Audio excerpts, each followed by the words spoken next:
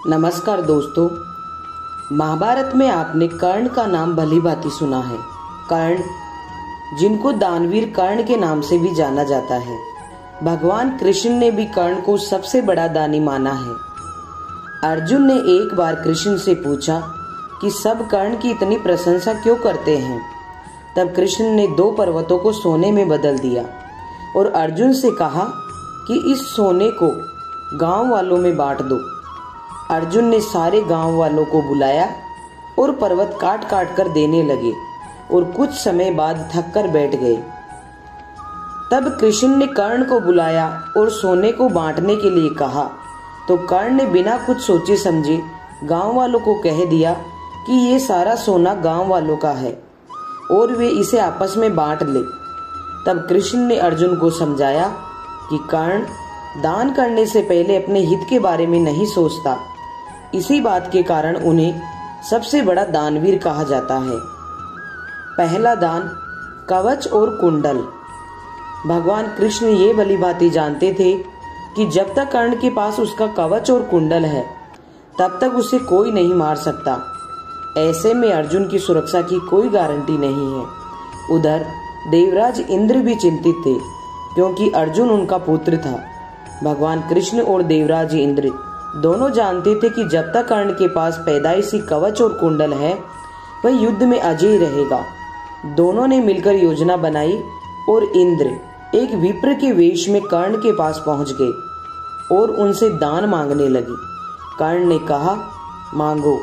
विप्र बने इंद्र ने कहा, नहीं, पहले आपको वचन देना होगा कि मैं जो मांगूंगा आप वो देंगे।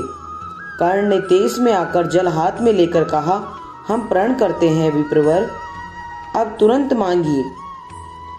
तब सद्य इंद्र ने कहा, राजन, आपके शरीर के कवच और कुंडल हमें दान स्वरूप चाहिए। एक पल के लिए सन्नाटा छा गया।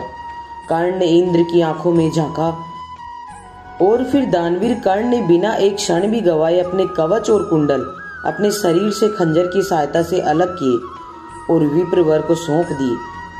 इंद्र ने तुरंत वहां से दौड़ ही लगा दी और दूर खड़े रथ पर सवार होकर भाग गए। लेकिन कुछ मील जाकर इंद्र का रथ नीचे उतरकर भूमि में धंस गया। तभी आकाशवाणी हुई, देवराज इंद्र, तुमने बड़ा पाप किया है। अपने पुत्र अर्जुन की जान बचाने के लिए तूने छल पूर्वक कर्ण की जान खतरे में डाल दी।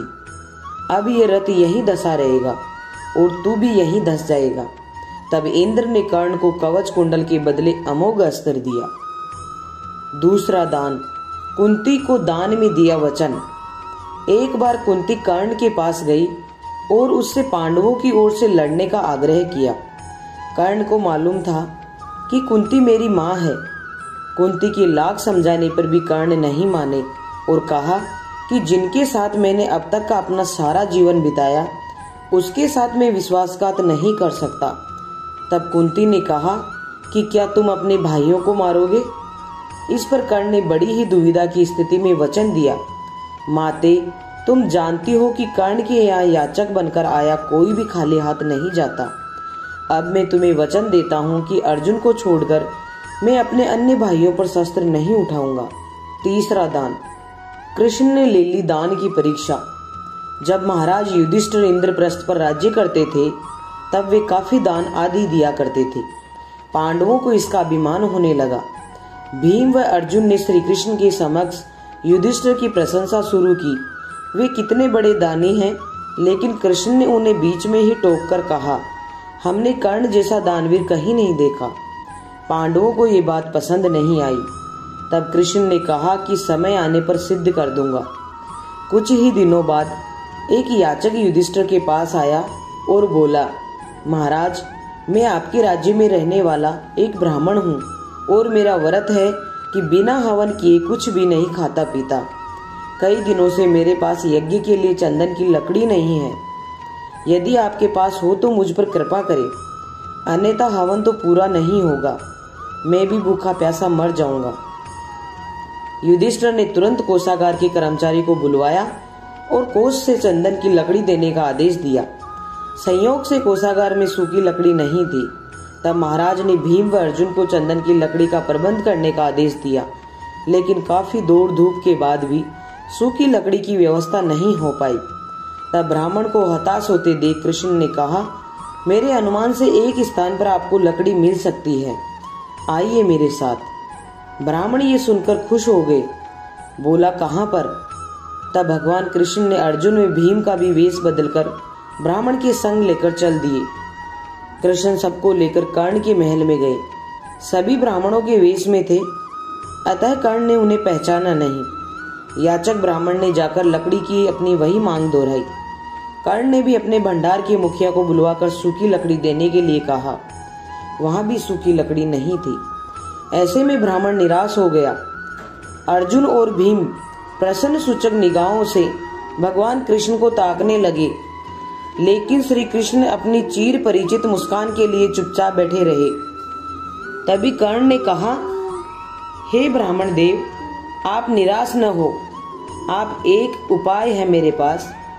उसने अपने महल के खिड़की दरवाजों में लगी चंदन की लकड़ी काट काट कर ढेर लगा दी।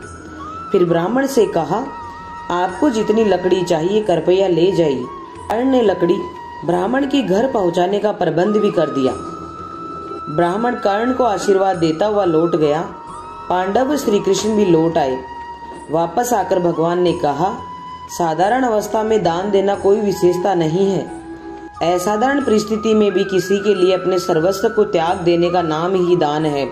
अन्यथा हे युधिष्ठिर, चंदन की लकड़ी के खिड़की द्वार तो आपके पास महल में भी थे। यौवन दान दे दिया। किंवदंती है कि एक बार कर्ण ने अपना यौवन ही दान दे दिया था। कथा अनुसार एक बार की बात है, दुर्योधन के महल पर भगवान नारायण स्वयं विप्र के वेश में पधारे और दुर्योधन की भिक्षा मांगने लगे। दुर्योधन के द्वार पर आकर एक विप्र ने अलख जगाई, नारायण हरि भिक्षाम देहि। दुर्योधन ने स्वर्ण आदि देकर विप्र का सम्मान करना चाहा, तो विप्र ने कहा, राजन, मुझे ये सब नहीं चाहिए। दुर्योधन ने आश्चर्य से पूछा, तो फिर महाराज कैसे पधारे? विप्र ने कहा, मैं अपनी वृद्धावस्था से दुखी हूँ।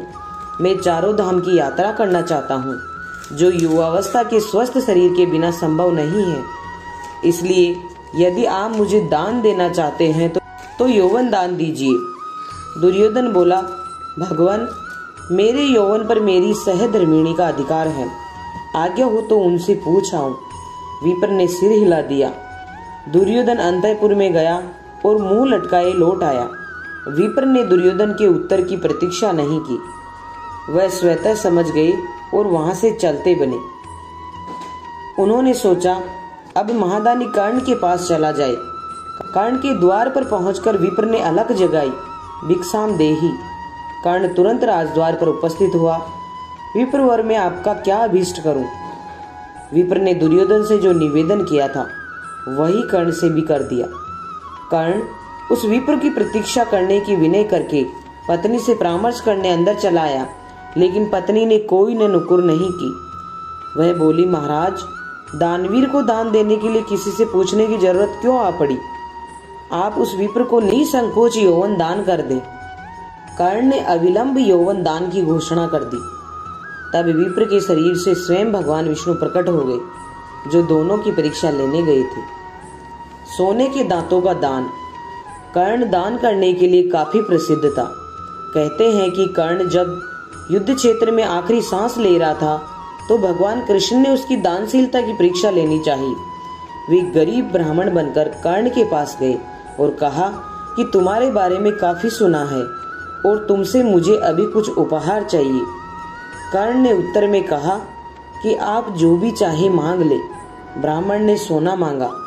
कर्ण ने कहा कि सोना तो उसके दांत में है और आप इसे ले सकते हैं। ब्राह्मण ने जवाब दिया कि मैं इतना कायर नहीं हूँ कि तुम्हारे दांत तोड़ूं। कर्ण ने तब एक पत्थर उठाया और उसने दांत तोड़ लिए। ब्राह्मण ने इसे भी लेने से इनकार करते हुए कहा कि खून से सना हुआ ये सोना वह नहीं ले सकता। कर्ण ने इसके बाद एक बाण उठाया और आसमान की तरफ चलाया। इसके बाद बारिश होने लगी और दांत धुल गया।